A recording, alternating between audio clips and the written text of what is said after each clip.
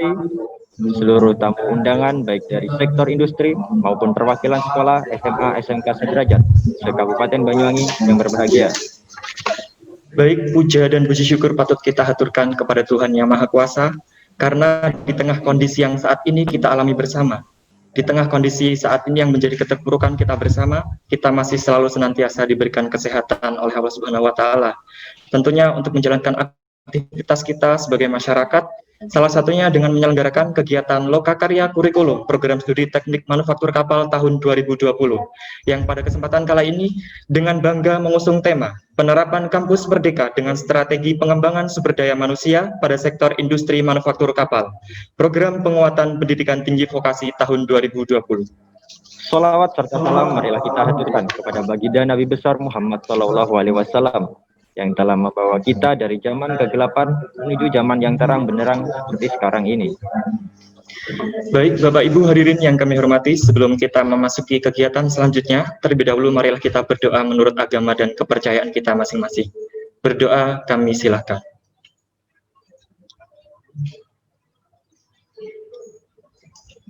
Baik, berdoa dapat diakhiri. Semoga kegiatan ini dapat memberikan manfaat untuk kita semua, dan semoga kegiatan ini dapat berlangsung dengan lancar hingga ke penghujung acara. Amin, amin, ya robbal alamin. Baik, memasuki acara yang pertama yaitu menyanyikan lagu kebangsaan Indonesia Raya. Hadirin dimohon berdiri.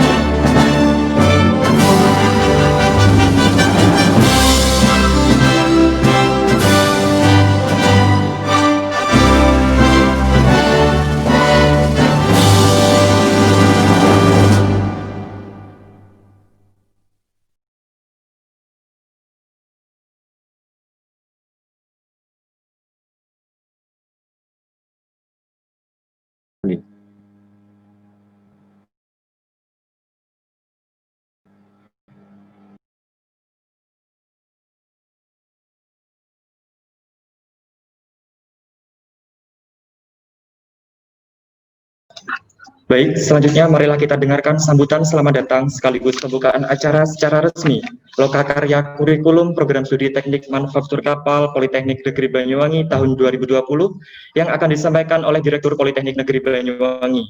Kepada yang terhormat Bapak Sunggu Swadi, Dr. Engineering, kami silakan. Terima kasih, moderator. Yang terhormat Profesor Daniel M. Rosid dari FTK ITS, yang terhormat Ibu Anita Uci Utami ST Segara Indonesia, tim ahli dari FTK ITS. Saya lihat di sini ada Pak Taufik Fajar Monggo. Mungkin teman-teman yang lain saya tidak melihat. Bapak Dedi sebagai Wakil Direktur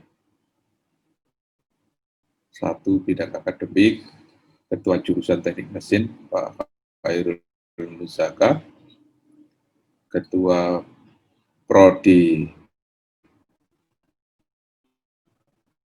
Teknik Manufaktur Kapal, Pak Abdurrahman,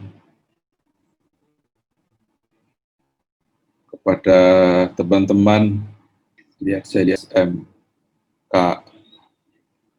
mana ini? Ada SMK dari mana saja ini? Ada banyak, ada beberapa teman-teman yang mohon maaf tidak bisa satu persatu. Ada dari SMA, ada dari MAN, Banyuwangi, ada MA, ada beberapa madrasah aliyah yang hadir, kemudian perwakilan dari industri. Sini ada saya lihat PT PAL, Mbak Sulistiono, dan seluruh hadirin, tentu saja para tim dari dosen-dosen teknik manufaktur kapal sendiri yang mempersiapkan acara ini dengan baik, dan seluruh hadirin dan hadirat sekalian, Assalamualaikum warahmatullahi wabarakatuh. Kesempatan baik di tengah hari yang agak panas akhir-akhir ini, kita bisa melaksanakan suatu lokakarya kurikulum program studi teknik manufaktur kapal Banyuwangi. Ini merupakan kesempatan baik karena kita harus tahu wajib berubah, kalau tidak ingin akan ditinggal baik oleh industri maupun oleh masyarakat. Ya. Kalau menurut kata-kata Charles Darwin kan mengatakan bahwa yang bisa bertahan itu bukan yang kuat, yang bisa bertahan itu bukan yang cerdas, tapi yang bisa bertahan itu adalah orang atau organisasi yang bisa beradaptasi. Karena itu maka lokakarya kurikulum ini yang menghadirkan para pakar, para ahli dari perguruan tinggi, dari industri, kemudian dari SMK, MA, SMA, merupakan suatu hal yang sangat penting agar kita mampu beradaptasi terhadap perubahan.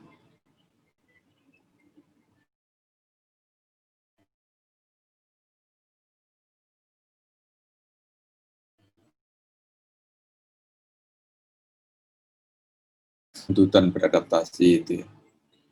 Kurikulum itu harus sesuai dengan KKNI, harus memperhatikan standar nasional pendidikan tinggi, harus mempertimbangkan misalkan adanya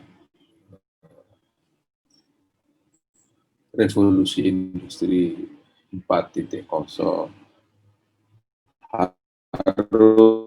harus memperhatikan bagaimana kurikulum, harus memperhatikan perkembangan industri, harus mempertimbangkan kemampuan SDM, dan seterusnya. Jadi kalau kita lihat, maka nanti capaian pembelajaran yang harus disusun itu memperhatikan semua aspek itu. Yang itu tidak mudah, kan gitu ya. Butuh tahapan-tahapan, butuh landasan berpikir yang tenang, yang luas. Karena itu maka kehadiran tim pakar, kehadiran industri, kehadiran Bapak Ibu semua, saya kira sangat penting ya untuk melihat dari berbagai segi, berbagai sudut pandang. Karena seorang olahragawan sekalipun, yang ahli sekalipun, yang sudah berlatih bertahun-tahun sekalipun, masih membutuhkan pelatih untuk bisa melihat sudut pandang yang dia tidak lihat. Apalagi persoalan kurikulum dengan tuntutannya seperti yang saya sebutkan tadi. Maka kajian dari berbagai segi itu adalah sangat penting. Dan sekarang saya juga berbahagia karena kan dari diskusi kurikulum ini teman-teman di SMK atau di SMA atau di SMA bisa menyesuaikan. Bisa saja, oh ternyata ada tuntutan-tuntutan seperti kapal misalkan. Bisa menjadi salah satu pertimbangan dalam apakah menyusun kurikulum, apakah materi pembelajaran.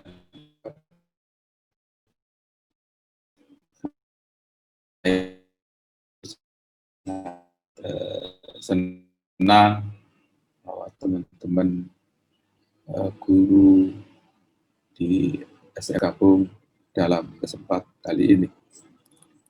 Ibu dan Bapak sekalian, sekali lagi saya ucapkan terima kasih atas kehadirannya, terutama kepada Profesor Daniel M. Rosid. Masih belum saya lihat ya, karena memang masih belum waktunya mungkin. Sampaikan salam saya kalau seandainya belum hadir. Juga kepada Bu Anita Puji Utami yang sudah, ingat saya sudah 2 kali ini ya, hadir dalam berbagai kegiatan di teknik manufaktur kapal. Saya kira peran beliau sebagai Direktur Utama PT Adiluhung Sarana Segara Indonesia ini sangat krusial untuk bisa memberikan masukan dalam pengembangan kurikulum kali ini. Juga kepada tim dari ITS, FTK ITS yang ikut membantu penyusunan kurikulum ini.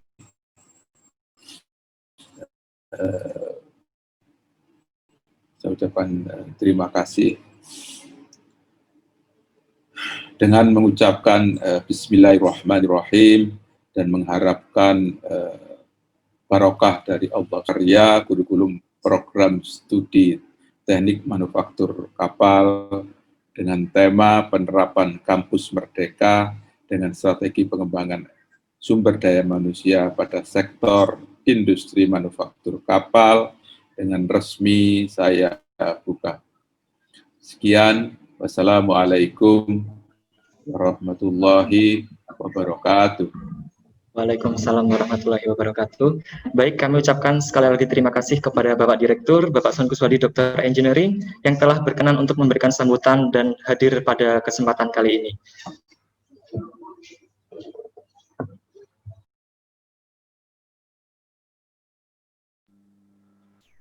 Banyuwangi merupakan kabupaten yang dijadikan sebagai Center of Excellence atau pusat rujukan unggulan pembangunan sumber daya manusia bidang kelautan dan perikanan internasional oleh pemerintah.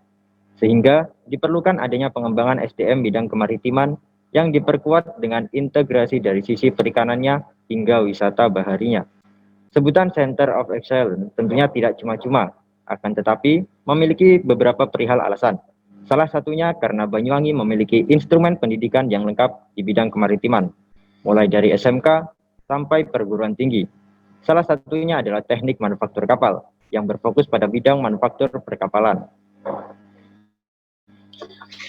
Pemerintah Kabupaten Banyuwangi, Bapak Haji Abdullah Aswaranas, SPD SSMSI, juga menyambut positif terpilihnya Banyuwangi sebagai Center of Excellence, karena ini sejalan dengan pemerintah Kabupaten Banyuwangi yang menjadikan bidang perikanan dan kelautan sebagai salah satu visi pembangunan suatu daerah. Pada kesempatan yang berbahagia ini, kita kedatangan para pemateri yang luar biasa, yang akan memberikan pengalaman, wawasan, serta pengetahuan kepada kita semua. Namun kami di sini tidak sendiri karena kegiatan pemaparan materi dan sesi diskusi akan dipandu oleh moderator cantik kita. Untuk itu kami silakan kepada Ibu Kurotu Sofia, Sarjana Teknik Magister Teknik selaku dosen Politeknik Negeri Banyuwangi.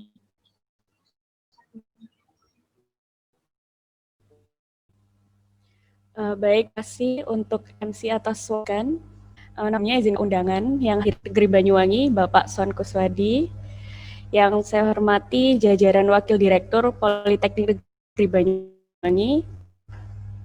Yang saya hormati Ketua Jurusan Teknik Mesin Politeknik Negeri Banyuwangi. Yang saya hormati Koordinator Program Studi D4 Teknik Manufaktur Kapal Politeknik Negeri Banyuwangi. Kali ini ada Bapak Daniel M. Rosyid, lalu ada Ibu Anita Puji Utami, lalu dari tim Fakultas Teknologi Kelautan Institut Teknologi 10 November, yang kali ini diwakili oleh Bapak Insinyur Triwilas Suwandio Wuruk Pribadi, dan tentunya juga dari pemapar tim dosen teknik manufaktur kapal Politeknik Negeri Banyuwangi, dan jajaran dosen teknik manufaktur kapal serta para undangan yang berbahagia. Assalamualaikum warahmatullahi wabarakatuh. Sama ini saya akan memandu proses pemaparan materi dan juga diskusi Pan Kampus Industri Manufaktur Kapal.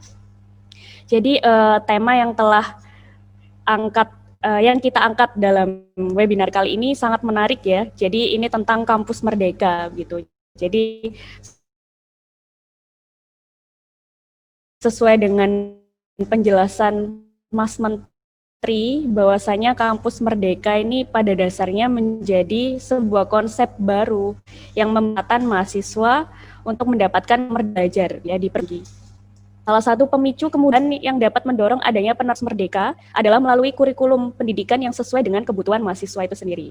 Jadi oleh karena itu dalam kesempatan kali ini akan kita bahas tuntas bersama para pemateri yang luar biasa. Gitu. Jadi pada kegiatan kali ini akan dilakukan 4 pemaparan materi gitu, baik dari industri, dari pendidikan maupun dari teknik manufaktur kapal Poliwangi itu sendiri gitu ya. Jadi sebelumnya izinkan saya untuk menyampaikan beberapa ketentuan dalam pemaparan materi yang akan dilangsungkan. Jadi penyampaian materi untuk setiap pembicara maksimal waktunya adalah 60 menit gitu. Dan selama pembicara menyampaikan materinya, dimohon para peserta untuk mengkondisikan mikrofonnya dalam keadaan non-aktif. Akan dilaksanakan ketika pemaparan sudah dipaparkan oleh seluruh pemateri gitu. Namun jika Bapak Ibu semuanya dalam jalannya materi ternyata ada pertanyaan, langsung di chat di kolom chat itu, nanti ketika sesi diskusi akan kami bacakan. Gitu ya Bapak Ibu sekalian. Nah, untuk sesi pertama kali ini akan disampaikan dari tim dosen Teknik Manufaktur Kapal Politeknik Negeri Banyuwangi yang akan diwakili atau disampaikan oleh Bapak Yedit Yonatan. Namun sebelumnya izinkan saya membacakan CV beliau. Jadi Bapak Yedit Yonatan Eka Dharma, STMS. Beliau saat ini menjabat sebagai dosen di Prodi D4 Teknik Manufaktur Kapal. Sebelumnya beliau mengenyam pendidikan sarjana di Institut Teknologi 10 November Surabaya dengan bidang spesialisasi teknik sistem perkapalan. Lalu beliau melanjutkan studi magisternya di National Cheng Kung University, Taiwan dengan mengambil bidang spesialisasi sistem perkapalan dan mekatronik untuk renewable energy gitu. Baik, untuk selanjutnya saya serahkan ke Pak Yedit untuk menyampaikan pemaparannya. Dipersilahkan Bapak.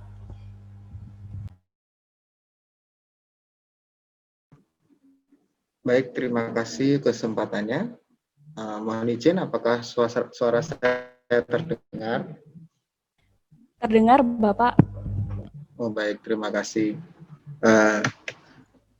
Pertama-tama saya ucapkan terima kasih kepada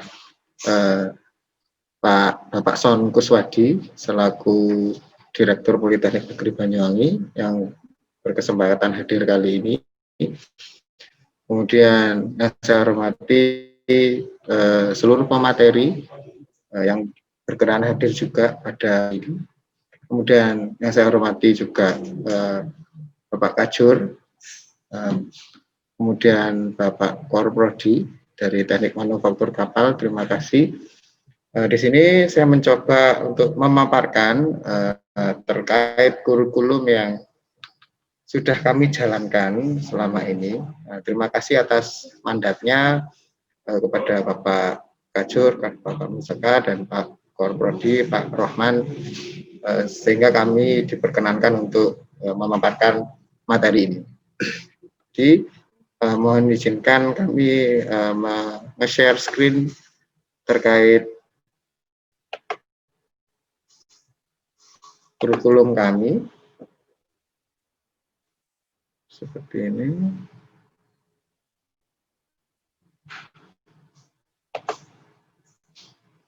Sudah terlihat? Oke.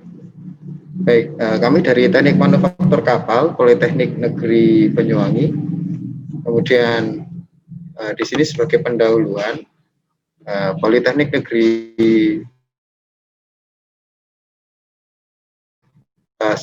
tentang sumari atau statuta dari Politeknik dari tahun 2008 menjadi perguruan tinggi negeri pada tahun 2014. Teknik Manufaktur Kapal sendiri berdiri Teknik Manufaktur Kapal sendiri berdiri pada tahun 2016 menerima mahasiswa tahun 2017. Kebetulan mahasiswa angkatan pertama kami saat ini sedang magang kerja industri di PT PAL Surabaya dan kemudian untuk program studi teknik motor kapal adalah mempelajari tentang proses pembangunan kapal. Sejalan dengan visi misi dari Politeknik Negeri Banyuwangi, di sini ada lambang Poliwangi sebagai statuta kami, yaitu air bergelombang, seperti yang bisa dilihat, melintang di tengah menggambarkan salah satu potensi kelautan yang dimiliki oleh Kabupaten Banyuwangi dengan garis pantai sepanjang 175 km, menunggu dan siap dikelola untuk kesejahteraan masyarakat. Oleh sebab itu kami di sini Politeknik Negeri Banyuwangi hadir untuk mengaplikasikan atau membangun cita-cita tersebut. Kemudian yang selanjutnya, di sini kami siapakah penggerak-penggerak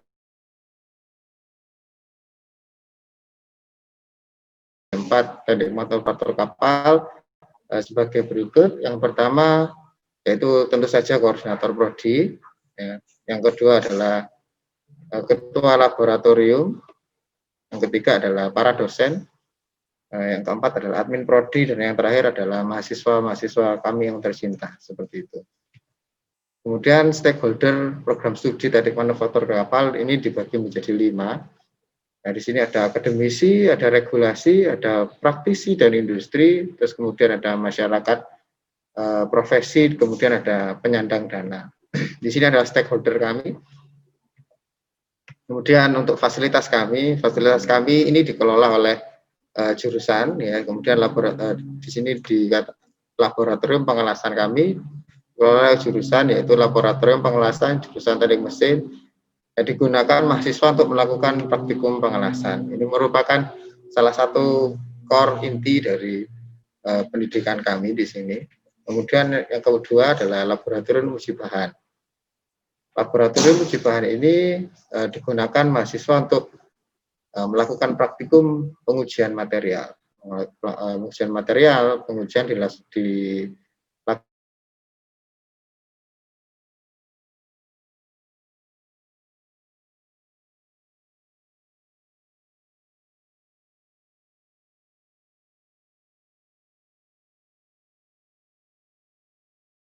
di sekitar kami yang memerlukan balancing propellernya. Nah, kemudian ada visual test, test dan sebagainya. Nah, di sini salah satu laboratorium kami. Kemudian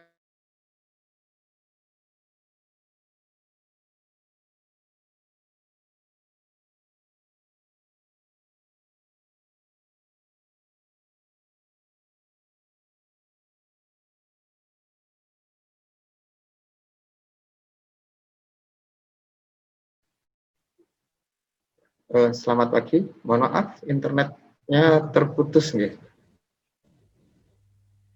Apakah saya sudah Ini tersambung kembali? sudah tersambung kembali Pak Yadit, cuman untuk layarnya belum ditampilkan. Oke. Siap, siap.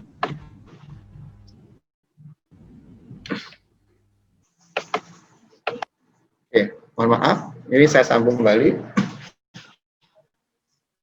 Untuk laboratorium desain dan perancangan, ini seperti dari profil lulusan kami, ya, Terhal Construction. Di situ pusat pendidikan kami, pusat di perancangan kami ada di sini, yaitu di laboratorium desain perancangan, bisa disebut sebagai CAM, ya, adalah digunakan untuk mahasiswa teknik manufaktur kapal merancang, mendesain kapal mulai desain awal sampai akhir. Nah, di sini adalah standar rendering, jadi menggunakan minimal 16 GB untuk RAM-nya. Kemudian yang bisa kita lakukan adalah aplikasi AutoCAD, SolidWorks, ANSYS, kemudian Mapsuf. Ya, di sini Mapsuf kita gunakan untuk melakukan analisa gelombang dan analisa-analisa yang lain. Seperti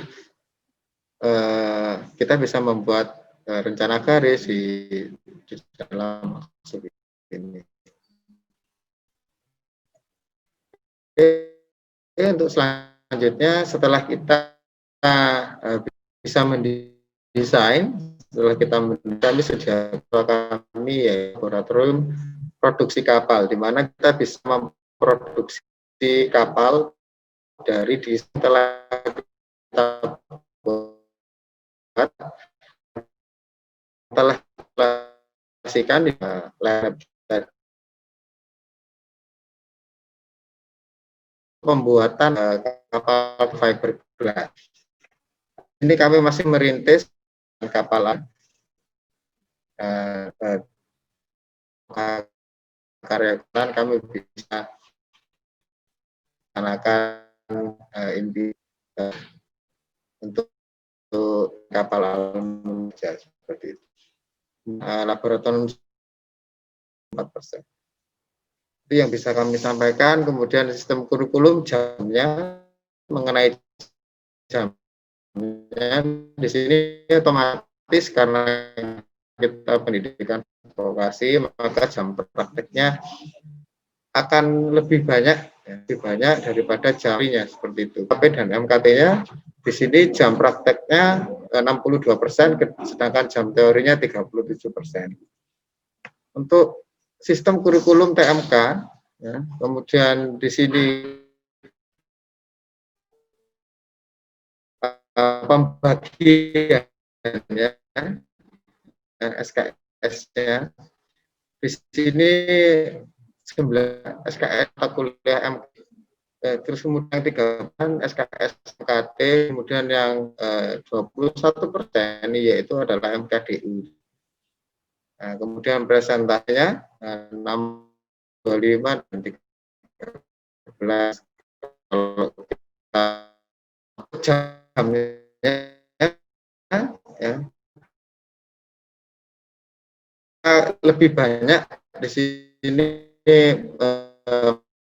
mata kuliah kita 1 jam adalah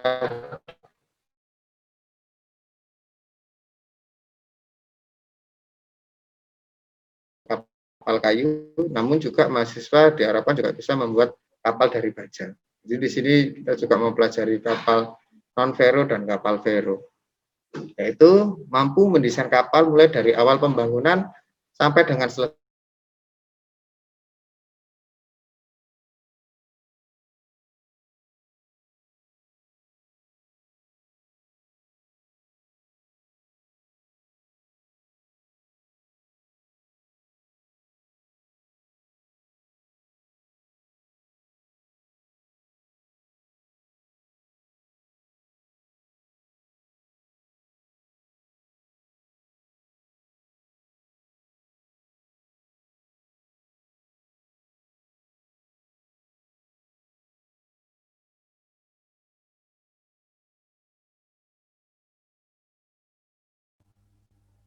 Mohon maaf.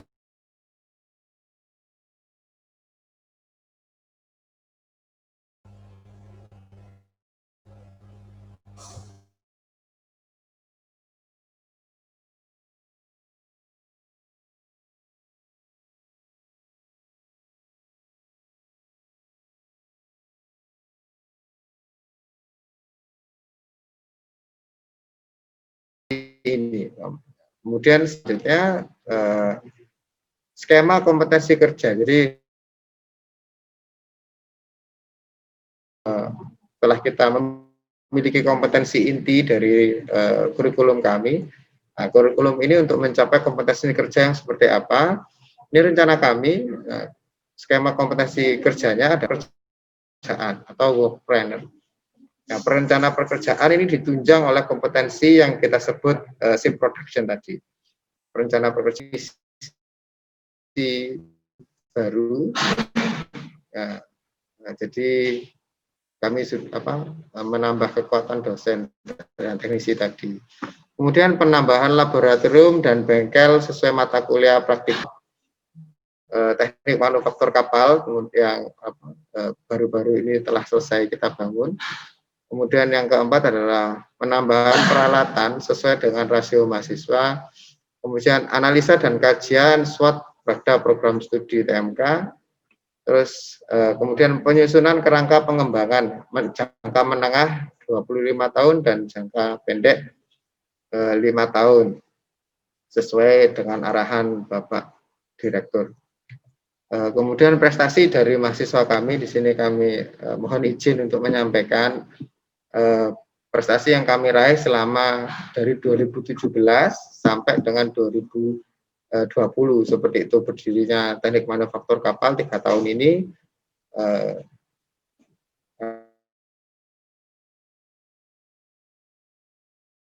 Mohon izin untuk menyampaikan. Yang pertama tahun 2009, alhamdulillah kami juga sudah bisa menyelenggarakan lomba dengan skala nasional seperti itu, yaitu balap sampan dan kantinting. Terus kemudian kami juga sudah tergabung dengan Perhimatekmi, ya, jadi himpunan dari seluruh Indonesia. Nah, kami juga sudah tergabung sebagai full anggota. Kemudian kami juga memiliki yang namanya Poliwangi Hydromodeling Club. Di sini fokus kepada pembuatan kapal. Kemudian di sini ada KKCTBN tahun 2018 peringkat 6 dari finalis, ya. Peringkat 6 dari 10 finalis dari kategori ERC Electric Remote Control.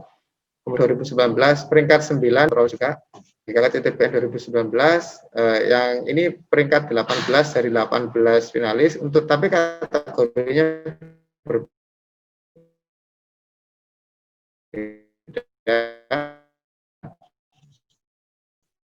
Di sini pakai full engine, full engine. Di sini elektrik yang bawah 19 lolos ke babak kedua menjadi ini timnas peringkat 2 kategori PNT yang dilaksanakan pada tahun 2020 terbaru, yaitu desain kapal tanpa awak. Jadi seperti itu. Nah, kemudian ini partisipasi dalam event-event nasional seperti KKCTBN, Nasdaq, seperti itu 2019, 2020 yang di Universitas Muhammadiyah Malang yang berhasil menyabet juara 3 dan juara 1 untuk kategori Best Spirit. Kemudian ini dengan maka organisasi yang menaungi aspirasi dari mahasiswa D4 Teknik Manufaktur Kapal Politeknik Banyuwangi. Di sini kami produksi kapal tanpa awak untuk melatih mahasiswa aktif dalam riset dan penelitian. Jadi seperti itu, sepertinya seperti itu yang bisa saya sampaikan untuk moderator. Saya kembalikan kepada moderator. Terima kasih atas perhatiannya.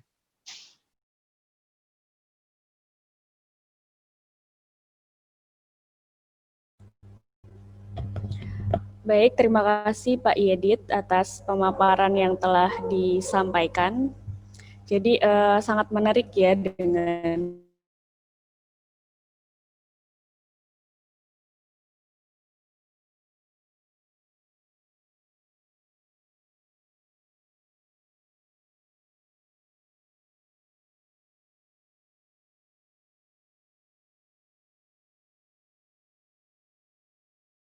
tiga tahun gitu Pak ya. Jadi bisa dibilang belum ada lulusan begitu. Namun prestasi-prestasi yang ditorehkan ini sudah cukup banyak begitu. Nah, ini untuk sambil selanjutnya, mungkin Pak Yedit bisa sedikit diceritakan begitu Pak. Kira-kira harapannya nih dengan kampus Merdeka ini, kurikulum yang perlu diperbarui di MK ini seperti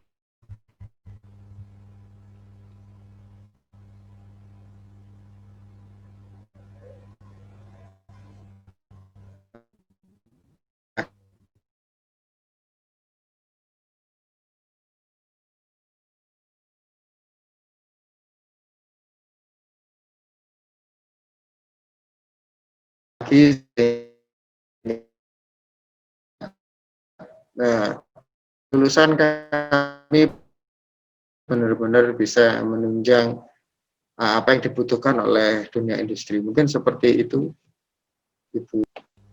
Namun kalau dilihat dari kondisi yang saat ini Pak ya, di TMK Med, ketika lulusan TMK Poliwangi ini, ketika mereka harus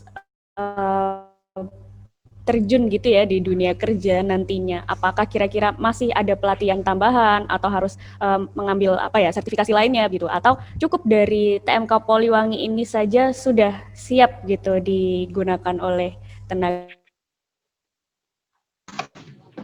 Baik, ini pertanyaan yang menarik sekali nih moderator.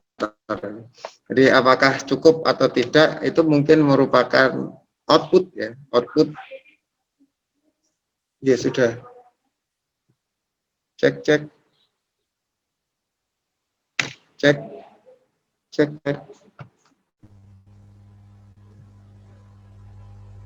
Apakah suara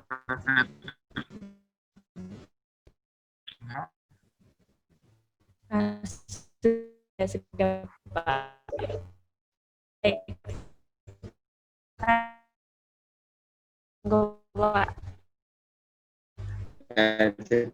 Jadi pertanyaan yang luar merupakan yang pakar yang dari BTS, kemudian pakar dari industri, Bu Anita, Prof. Daniel.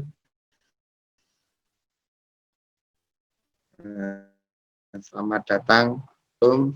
Ini berakhir. Jadi mungkin seperti itu, Bu moderator. Baik, terima kasih Pak. Berarti kita tunggu saja ya ini ya proses diskusinya nanti.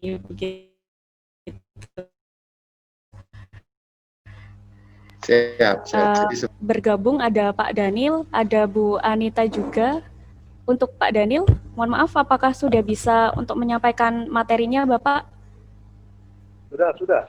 Apakah saya screen sharing atau kan sudah saya kirim ke panitia tuh bahannya? Ya, mungkin bisa ditampilkan dari sini saja ya Pak ya? Ya. Baik. Terima kasih untuk Pak Yedit atas pemaparan materi sebelumnya. Untuk materi kedua akan disampaikan oleh Profesor Daniel M. Roshid. Untuk sebelumnya mohon izin untuk membacakan CV beliau. Jadi Bapak Daniel ini lahir di Klaten, Untuk selanjutnya beliau mengenyam pendidikan sarjana di jurusan Teknik Perkapalan Fakultas Teknologi Kelautan ITS Surabaya. Lalu mengambil program MPhil, Master of Philosophy, begitu ya Pak ya, di bidang Department of Marine Technology di University of Newcastle di Inggris gitu. Lalu mengambil summer school di International School Mechanical Science di Udine, Italia pada musim panas tahun 1990. Saya belum lahir tuh ya Pak ya. Bapak sudah sangat luar biasa. Baik, untuk pengalaman pekerjaannya, beliau menjabat Inspektur Mutu Lambung Baja, Departemen Pengendalian Mutu di Divisi Kapal Perang PT PAL Indonesia. Lalu beliau juga dosen teknik perkapalan ITS Surabaya. Lalu di tahun 1992, beliau menjabat administratif di Fakultas Teknologi Kelautan ITS. Beliau juga merintis program Magister Studi Pembangunan di bawah jurusan Teknik Arsitektur ITS. Lalu di tahun 1999 terpilih sebagai Ketua Jurusan Teknik Kelautan, membantu Rektor 4 ITS, lalu sebagai Ketua Persatuan Insinyur Indonesia atau PII Cabang Surabaya dan Ketua Dewan Pendidikan Jawa Timur. Kurang lebih seperti itu, dan saya yakin ini masih sangat banyak sekali nih pengalaman-pengalaman dari Pak Daniel yang tidak bisa saya sebutkan satu persatu. Untuk selanjutnya, monggo Pak Daniel, waktunya 60 menit untuk materi bisa.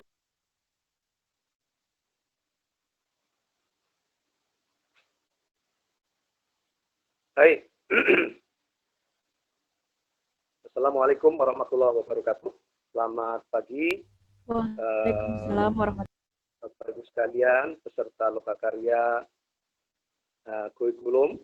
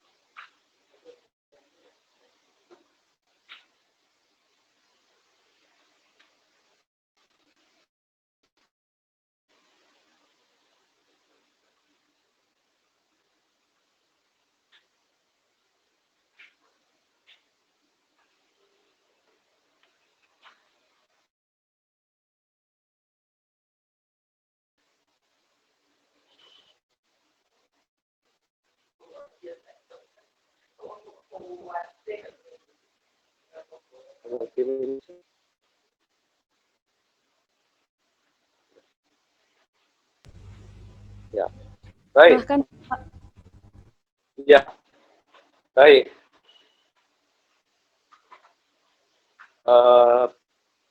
Pertama ini soal strategi umum ya, strategi umum dan beberapa isu-isu pokoknya. Pertama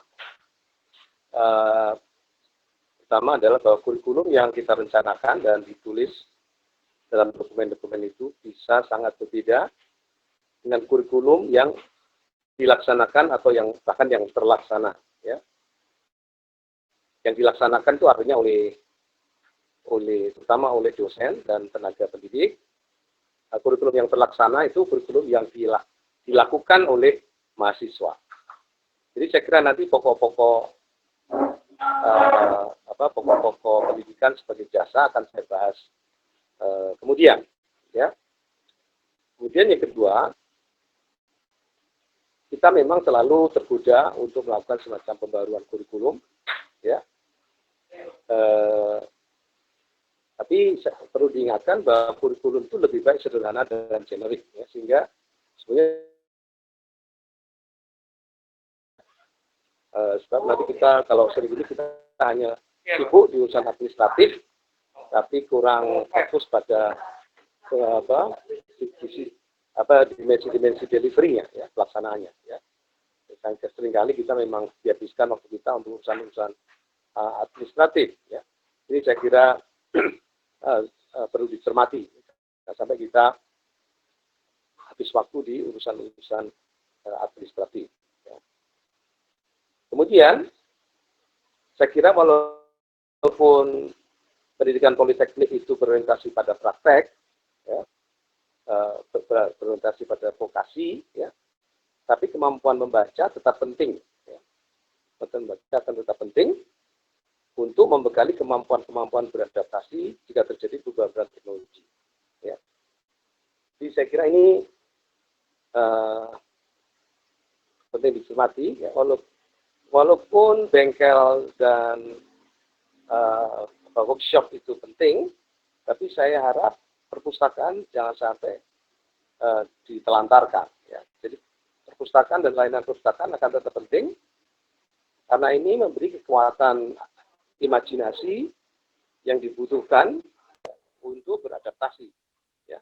Apabila terjadi perubahan-perubahan yang bersifat mendasar, ya, secara teknologi misalkan, dari teknologi analog ke digital. Misalkan, ya. Ya, jadi saya kira jadi ini saya kira ini yang perlu dicermati, ya. Misalnya. Kemudian saya lihat memang di dalam draft kurikulum yang ada itu kurang saya lihat soal keterampilan project management. Ini yang saya lihat sekilas, ya. Mudah-mudahan nggak terlalu biru, ya. Menurut pendapat saya penting ini kemampuan mengelola proyek pembangunan kapal kecil perlu dikembangkan. Ya.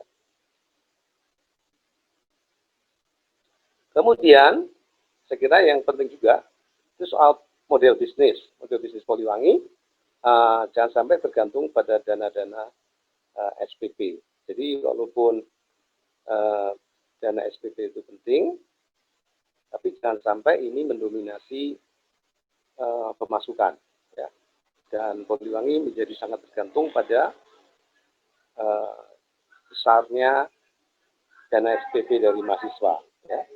Saya kira Poliwangi harus mengembangkan diri untuk lebih mengutamakan sumber-sumber pembiayaan dari teaching industry, kemudian juga dari kegiatan-kegiatan pengabdian pada masyarakat dan juga penelitian. Ya. Walaupun mungkin tekanannya tidak setinggi di pendidikan S1, ya, tetapi ke depan ini saya kira akan banyak terjadi perubahan bisnis model, apalagi karena banyaknya kuliah-kuliah secara daring. Ya. Jadi ini saya kira perlu dicermati juga. Ya. Slide berikutnya.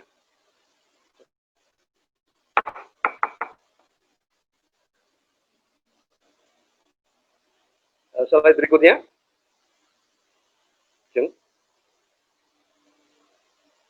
Next slide, please.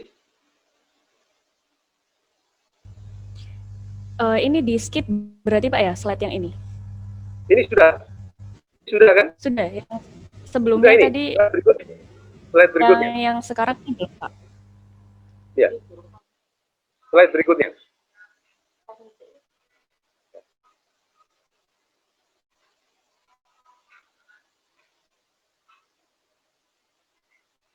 Slide berikutnya.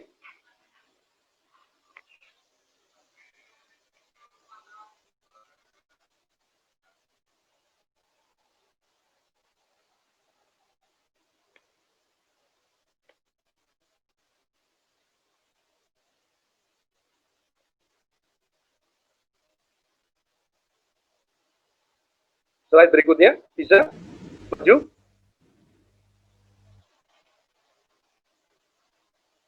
Pak Yedi, apa bisa di slide berikutnya?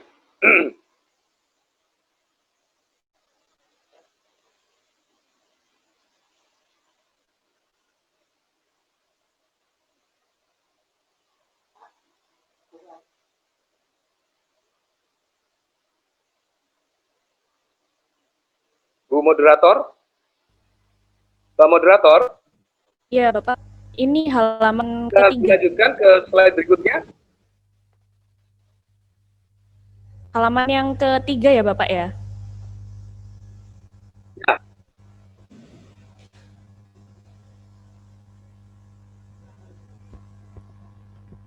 Pak Yedit, bisa dibantu untuk yang menampilkan slide-nya. Nah, ini halaman selanjutnya nih, Bapak.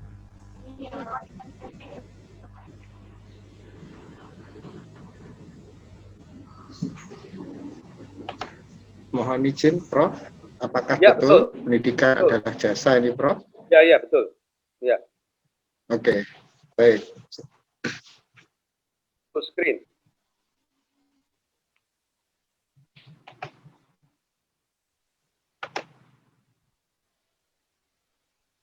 Ya, ini saya akan berbicara sedikit konseptual, ya, karena saya tahu saya pernah ya ikut mengelola perguruan tinggi lah, ya, dengan berbagai macam tingkat kesulitan, ya. Seringkali lulusan itu dianggap outputnya.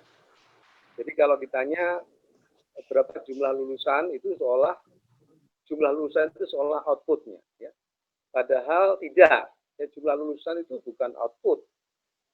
Outputnya itu adalah pendidikan, ya. Pendidikan sebagai pengalaman belajar. Jadi saya kira ini agak menyesatkan kalau output pendidikan tinggi itu adalah lulusan. Saya kira ini agak keliru, ya. Kalau tidak sangat keliru, tapi dia bisa menyesatkan, ya. Kemudian karena dia pendidikan adalah jasa, dan jasa itu mensyaratkan satu proses produksi dan konsumsi yang terjadi sekaligus, ya. Jadi kalau hari itu tidak ada mahasiswa satupun yang masuk di kelas, walaupun ada banyak guru besar di departemen itu, sebetulnya, ya, dan tidak terjadi interaksi antar dosen dan mahasiswa dalam kuliah, maka pendidikan tidak diproduksi, ya. Jadi pendidikan itu wujudnya hanya dimungkinkan kalau mahasiswa dan dosen hadir, ya, pada satu ruang dan waktu tertentu, ya, untuk satu kuliah tertentu, ya. Jadi ini saya kira penting dicermati, ya. Nah, persepsi mutu jasa itu sangat ditentukan oleh interaksi antar manusia, ya, yang berinteraksi di Poliwangi, ya. Jadi saya kira ini human interaction itu menjadi kunci apakah pengalaman belajar yang dialami oleh mahasiswa dan juga oleh dosen, ya, itu bermakna, ya. Jadi sebetulnya kenapa yang mendapatkan manfaat dari perkuliahan itu tidak hanya mahasiswa, tapi juga dosen, ya. Jadi begitu dosen dan mahasiswa itu berinteraksi, maka terjadi proses pendidikan, ya. Jadi yang mendapatkan manfaat dari proses itu tidak hanya mahasiswa, tapi juga dosen, ya. Jadi saya kira ini jangan salah pikir, ya, bahwa seolah yang mendapatkan manfaat dari interaksi itu hanya mahasiswa saja, ya.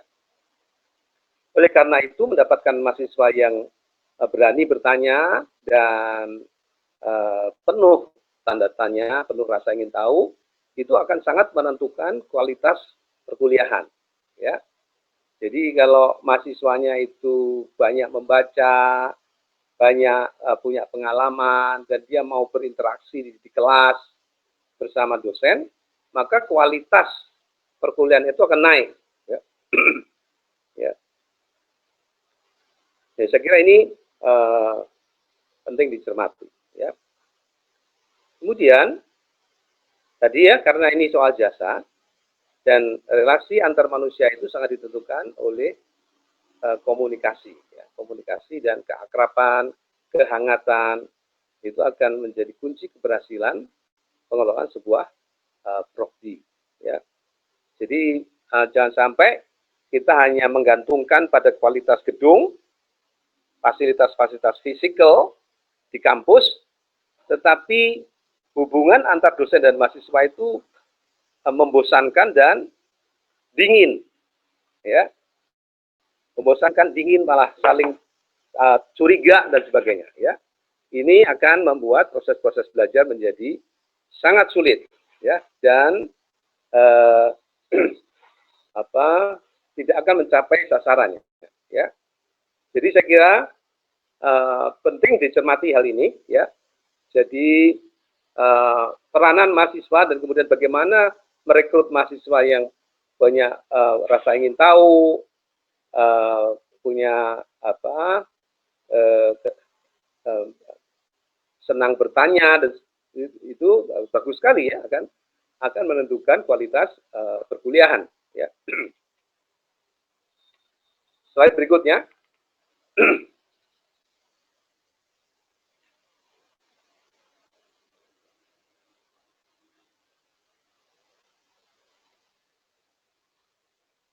Slide berikutnya.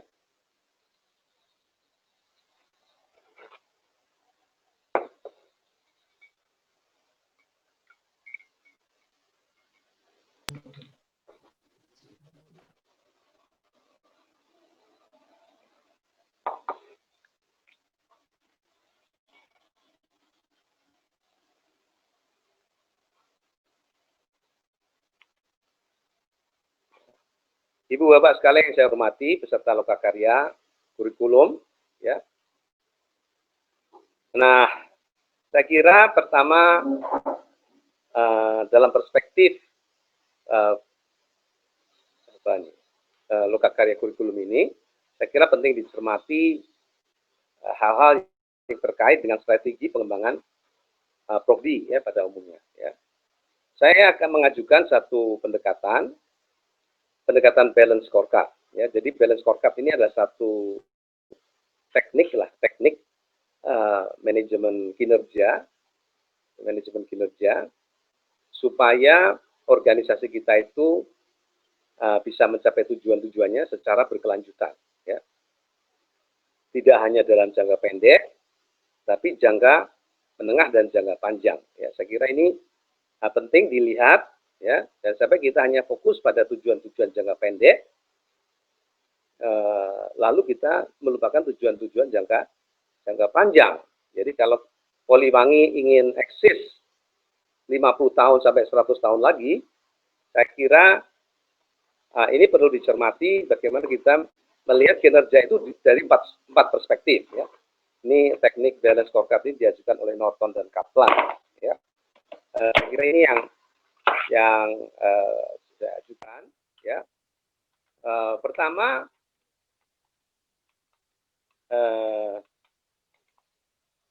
perspektif pengembangan kurikulum sebagai bagian dari upaya menyajikan pengalaman belajar di dalam sebuah organisasi seperti Poliwangi itu akan ditentukan pertama oleh sistem organizational growth and learning. Jadi ini jangan sampai dilupakan, karena kadang-kadang ini dianggap tidak terlalu penting. Padahal ini akan menjadi faktor penentu sustainability dalam jangka panjang. Ya. Nah, dalam perspektif ini, investasi di IT itu sangat penting. Ya. Mungkin kelihatannya agak mahal gitu, ya. Tetapi kalau kita tidak segera investasi di IT, maka seluruh proses-proses pembelajaran itu akan menjadi rumit, lambat, terjadi inefisiensi, tidak efisien. Ya. Jadi dan mungkin sangat frustrating to some extent. Ya. Jadi IT akan mengubah cara kerja dan cara mengelola organisasi. Di samping tentu saja mengubah cara belajar. Ya. Jadi saya kira ini investasi di IT menjadi sangat penting. Ya. Kemudian juga perlu dikembangkan berbagai macam standar operational procedures, apakah itu di lab, apakah itu di kelas, di bidang pendidikan, penelitian maupun pengabdian masyarakat. Ya. Jadi ini perlu dikembangkan SOP ya, sehingga ini menjadi bagian dari pertumbuhan organisasi. Ya. Nah, kemudian learning, ya, learning. Jadi Poliwangi harus menjadi learning organization, dia harus menjadi organisasi pembelajar. Itu berarti Poliwangi juga harus cukup membuat investasi untuk pelatihan dan pendidikan bagi dosen dan tenaga pendidikan, ya, staf administrasi, staf bengkel, ya, laboratorium dan sebagainya. Ya, jadi mereka harus senantiasa dimutakhirkan wawasan dan keterampilannya. Ya, jadi saya kira ini investasi ini menjadi sangat penting dalam jangka panjang. Ya, kadang-kadang ini tidak terlalu dipikirkan, kita terlalu fokus pada kegiatan hari ini, ya, sehingga kita melupakan investasi untuk jangka panjang. Yang kedua, tentu kita harus terus tingkatkan kinerja pendidikan, penelitian, dan pengabdian pada masyarakat. Ini sebagai core business processes. Ya. Nanti kalau ini sebagai core business processesnya, ya. Lalu kita juga harus memperhatikan perspektif pelanggan-pelanggan Poliwangi. Ya. Pertama, bagaimana pelanggan-pelanggan internal itu mendapatkan layanan yang baik, yang bermutu lah, ya, terutama dosen, tenaga pendidikan dan mahasiswa. Ya. Jadi internal customers ini perlu mendapatkan perhatian, ya, jangan sampai mereka dibebani, disibukkan oleh kegiatan-kegiatan administratif yang sebenarnya tidak terlalu terkait dengan kinerja mereka. Ya. Jadi kalau memang harus support oleh sistem maupun oleh tenaga pendik, ya harus disediakan. Ya. Kemudian customer relation dengan external, ya, external customers, ya, dengan Kadin misalkan, Asosiasi Industri Maritim, pemerintah daerah, BUMN, dan ini saya tidak tahu nih kok tiba-tiba ada Solahuddin, ini apa nih ya? Apa ini? Saya lupa ini apa nih. Ini agak kelihatannya salah ketik nih. Ya, mohon maaf, ya, bukan Solahuddin ini. Ini kelihatannya kementerian, ya, kementerian, ya. Nanti tolong diperbaiki, kementerian. Jadi, ya, kementerian. Ya, terima kasih. Kembali ke, ya, full screen lagi Pak Yedid. Oke. Ya. Kemudian yang terakhir adalah perspektif akademik dan finansial. Ya. Jadi tentu saja, ya, jumlah penelitian, jumlah paten dan haki, publikasi pada jurnal bereputasi, itu akan penting untuk aspek-aspek akademik, tapi juga aspek-aspek finansial seperti jumlah dana yang bisa dikelola, apakah itu dari APBN atau dari SPP mahasiswa ataupun dari mitra. Ya, ini tentu kita harapkan dari tahun ke tahun meningkat. Ya, apalagi nanti kalau misalkan ada teaching industry yang menghasilkan produk-produk maritim. Ya. Jadi ini akan menjadi sangat penting, ya, untuk ditingkatkan terus dari waktu ke waktu, ya.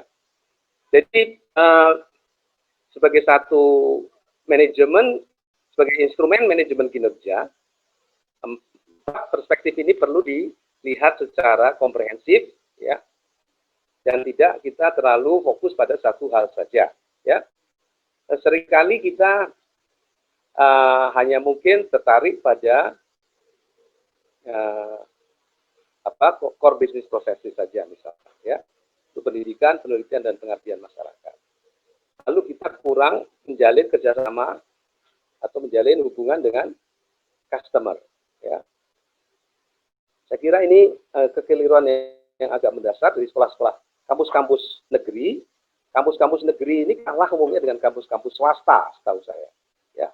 Kampus-kampus negeri ini terlalu percaya diri karena dia sangat didukung oleh APBN, ya, sehingga dia kurang peka terhadap layanan untuk para customer, ya. Jadi kalau perguruan tinggi swasta, mereka sangat tergantung pada jumlah mahasiswa, kerjasama, ya, sehingga mereka tidak bisa pasrah bongkoan gitu, ya, pasrah bongkoan saja. Jadi mereka memang harus banting memeras otak supaya mereka memastikan punya customer yang basisnya menjadi makin banyak, bahkan bisa dikembangkan satu layanan-layanan pendidikan yang inovatif, ya, sehingga banyak customer yang bisa dilayani, ya. Jadi saya kira ini kelemahan umumnya pada perguruan tinggi negeri itu karena dia terlalu percaya diri dan karena cukup disanggah oleh APBN, ya. Saya kira ini perlu dicermati supaya kita tidak kalah, ya, dengan perguruan tinggi swasta yang lebih peka, ya, lebih peka terhadap perguruan tinggi, lebih peka terhadap pasar, lebih peka terhadap mahasiswa, lebih peka terhadap pelanggan-pelanggan, mitra industri, korporasi, dan seterusnya, ya. Saya kira ini catatan saya bagaimana kita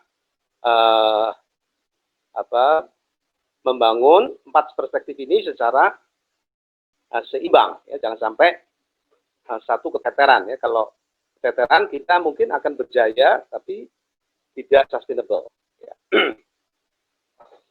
Baik, selanjutnya next slide please, ya. Ya.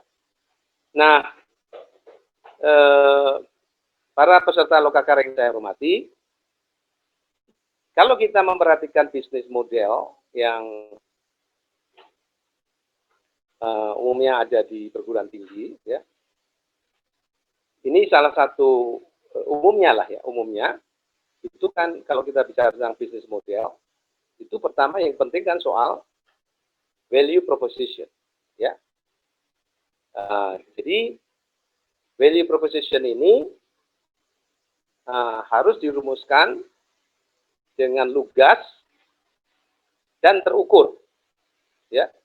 Jadi nanti kalau perlu diterjemahkan apa yang saya usulkan ini diterjemahkan dalam beberapa indikator-indikator kinerja, ya, untuk memastikan bahwa manfaat yang dijanjikan oleh Poliwangi, terutama program D4 teknik manufaktur kapal ini betul-betul terdeliver, ya, betul-betul terwujud dan menjadi pengalaman yang berkesan, ya, bagi mahasiswa maupun dosen. Jadi saya kira ini penting tadi sisi tadi bahwa pendidikan itu adalah jasa. Maka kalau jasa itu mensyaratkan terjadinya produksi dan konsumsi sekaligus, mensyaratkan kehadiran dosen dan mahasiswa sekaligus, maka value ini akan juga dirasakan oleh dosen, ya. Saya mengajukan satu value proposition seperti ini, ya, program D4 teknik manufaktur kapal Poliwangi memberikan pengalaman belajar bagi warga muda yang merangsang kreativitas dan inovasi, menumbuhkan makership, small craft technology, serta membangun kemandirian, sikap bertanggung jawab, gaya hidup sehat dan produktif. Jadi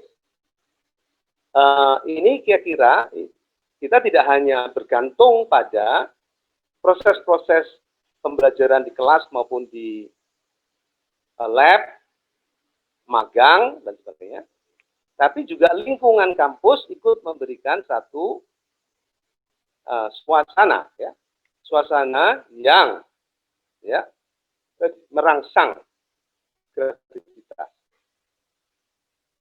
Jadi tadi memang kurikulum itu yang kita tulis bisa sangat berbeda dengan yang dilaksanakan dan bahkan yang terlaksana, ya.